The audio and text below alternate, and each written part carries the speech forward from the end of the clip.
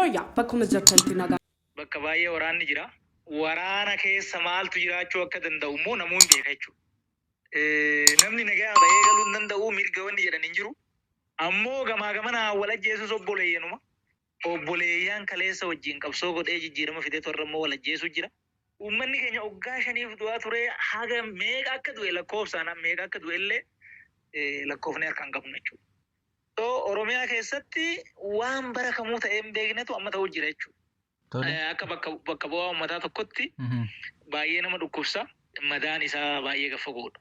Mariin mootummaa Itoophiyaa fi waraana bilisummaa Oromoo gidduutti Taanzaaniyaatti marsaa jalqabaallee marsaa lammaffaallee tureera. Maaliif hin hirmaanne ministeera nagaa ni ilaallatu ture dhimmi kun?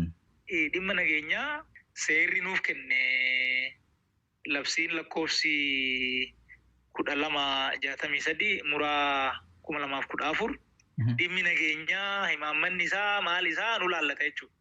Haa ta'u immoo namni hirmaate ministeera haqaati.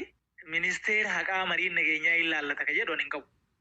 Maal jennaan yoo amma abbaan tokko waan irratti waliigale kana boru dide namni sila dubbii kana seeraan laalu ministeeruma haqaati. Ofii hidhattee marii nagaa gootee teechee deebitee immoo boru akkamitti ija seeratiin abbaa balleessee himachuu dandeenya. Hirmaannaa kana silaa nutu dhaquu qaba. Ministeera nageenyaati nuyi kan Piriitooriyaa hin dhanne kan Daree Salaamis hin dhanne quban qabnu hin dhageenye kana eenyutu godhaa maaliif akka godhu hin beeknu jechuudha. Kun sirriidhas jennee immoo naman. Mariin kun marsaa lama taa'amee marsaa lamaanuu bu'aa hagas mara waliigaltee irra ga'ame hin jiru. Mariin kun akka waliigaltee irra hin geenyee fi maaltu sababa ta'e jettu isin rakkoon isaa maali jettanii ibsitu?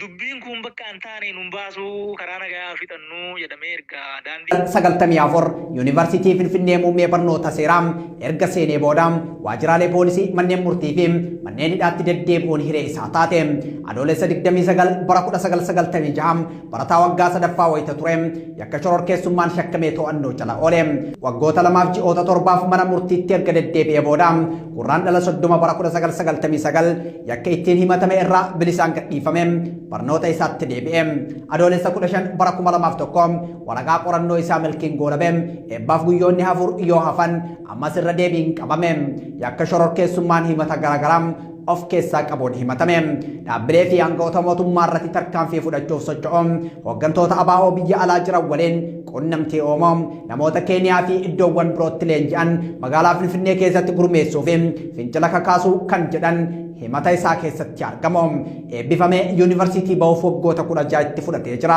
bara 2017 keessa eebbifame miseensa garee Lammaa Magarsaatiin ATM yookaan ammoo Addisuum Taayyee Milkeessaa jedhamu jijjiirama booda miseensa paartii Bilisiginnaati filannoo booda immoo miseensa caffee Oromiyaati Shawaa Kaabaa naannoo filannoo Kuyyuu bakka bu'ee miseensa caffee Oromiyaa ta'e nama 100 bakka bu'ee Leellisaa Falaasama Eda'amuuti naannoon Oromiyaa immoo garee maafiyaa saamichaaf wal ijaarteen dhuunfatamtee jirti jedhee dubbata rakkoon uummanni Oromoo argaa jiru kaabinee hannam lafaam simmintoom sukkaaraa zayitiin jimaa fi